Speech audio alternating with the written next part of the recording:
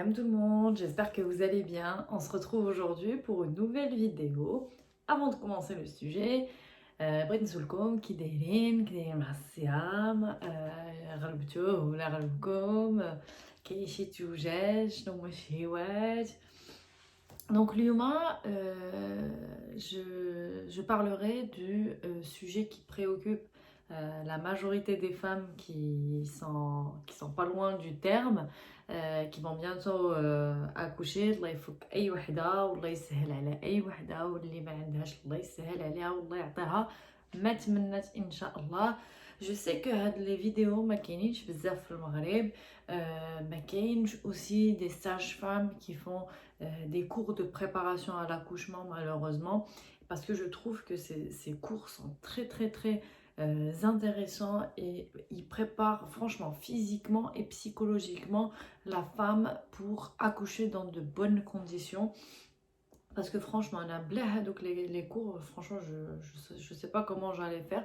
Parce que déjà, tu es moins stressé, tu sais un petit peu à quoi t'attendre, tu t'imagines pas le pire, parce qu'il faut éviter de voir donc, les forums, donc si tu es ça sert à rien.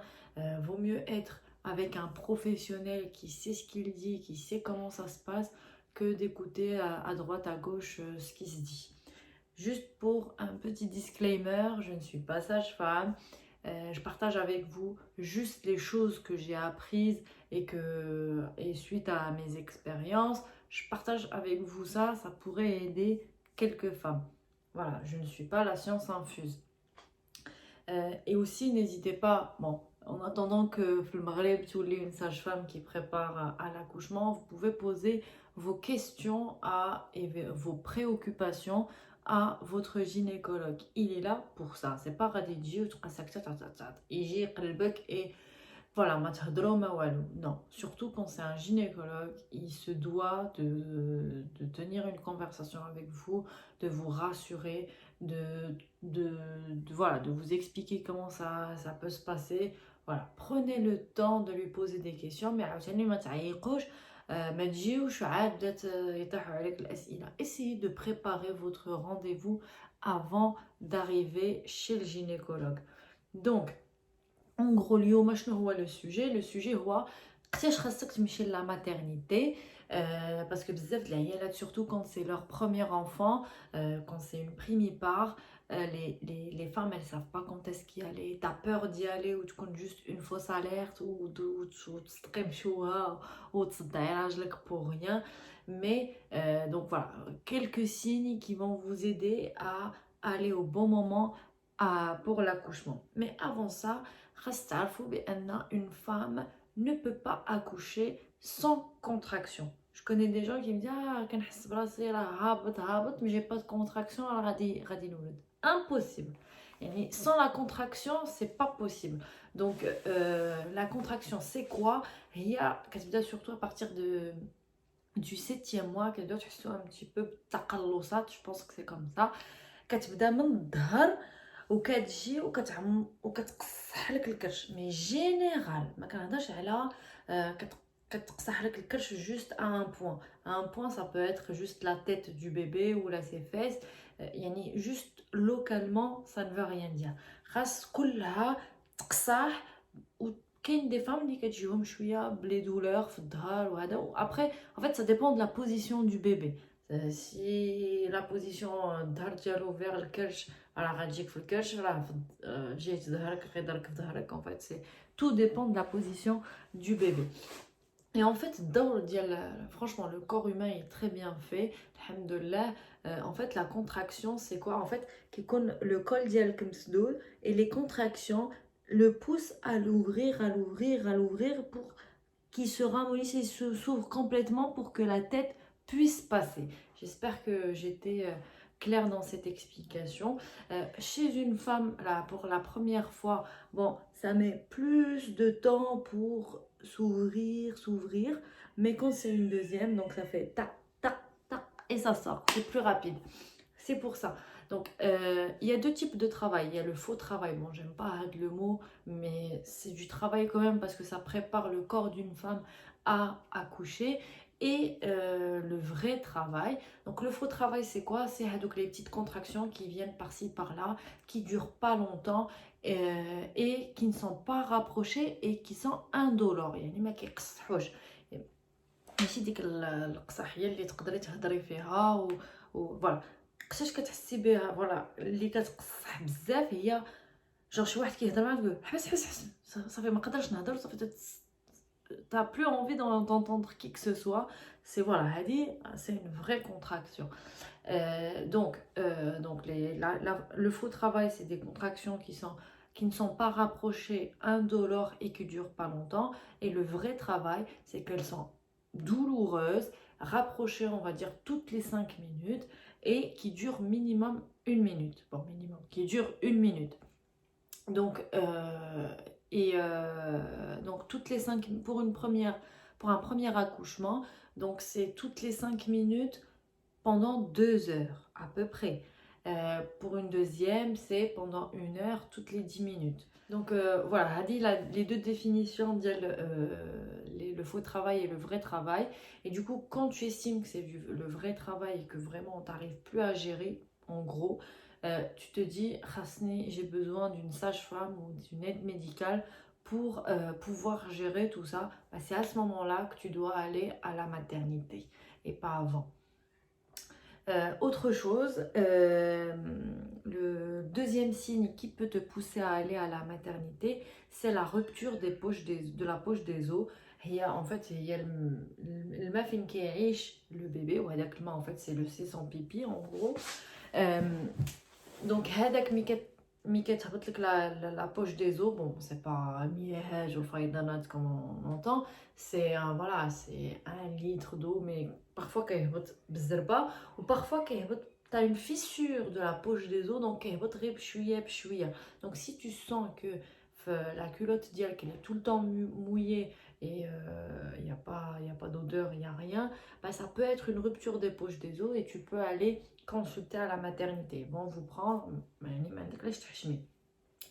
si c'est un écoulement fluide d'un coup, bon, tu as le temps de prendre, s'il est transparent, de prendre ta douche, de préparer, de prendre ta valise de maternité et d'aller à la maternité. Parce que surtout si vous êtes porteur du streptocoque B, en fait c'est un examen vaginal que vous faites vers le 9e mois pour savoir si vous l'avez ou pas. Et comme ça, quand vous arrivez à la maternité et vous avez rompu la poche des os, il faut le dire au corps médical. Comme ça, il traite d'abord le streptocoque B parce qu'il y a un risque d'infection pour le bébé.